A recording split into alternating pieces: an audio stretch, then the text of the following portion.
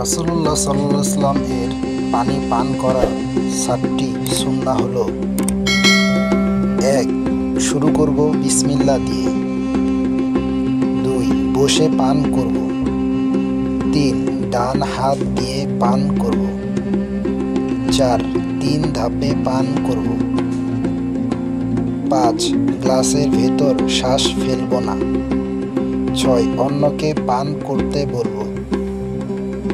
7.